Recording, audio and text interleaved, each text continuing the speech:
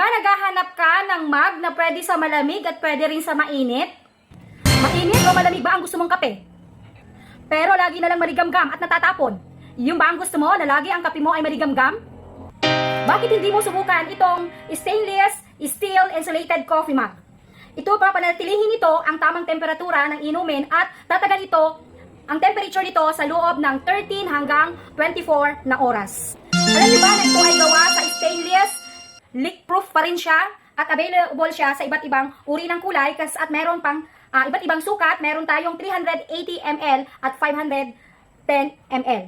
Kaya tingnan niyo naman nga ito. Kung pagpainom ka ng kape, pwede mo lang siyang buksan ng ganyan. Oh, yan. Yan ang kanyang feature. Tapos meron pa rin siyang hawakan. And then, may cover pa siya. Oh, na ito.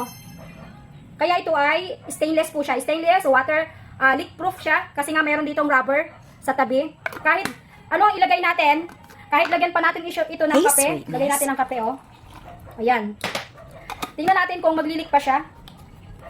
Oh, walang leak. Pwede natin itong ilagay sa bag. Kung gusto naman, ilagay natin ng milk. Kung halimbawa hindi nakaalmusal ang ating mga anak, pwede natin pabaunan ng milk at sa snack nila, pwede mas mainit pa ito sa snack nila. O kung ayaw mo naman ng mainit, pwede nating lagyan ng yelo. Kung ayaw mo naman ng mainit na kape, lagyan mo natin ng yelo at siguradong ito ay magtatagal. O yan, pwede rin itong lagyan ng yelo, pwede ito sa malamig at pwede rin ito sa mainit. Okay, pwede lagyan ng juice. Ito yung ang kape ko, nilagyan ko na ng yelo.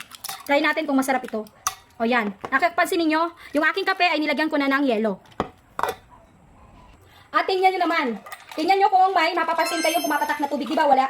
O, tingnan natin. Okay? Ang nasa loob nito ay kape na may yelo. Wow, yummy. Yummy pala kapag yung kape lalagyan natin ng yelo. Para na din siyang juice. O, yan.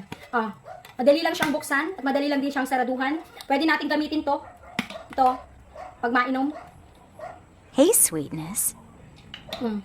At isasara lamang natin ng ganito. At pwede natin itong ilagay sa bag o pwedeng labitin. At ito ay magtatagal ng 13 hanggang 24 na oras.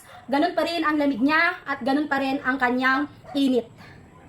Okay, kung gusto mo rin ito, ilalagay ko ang link ito sa yellow basket.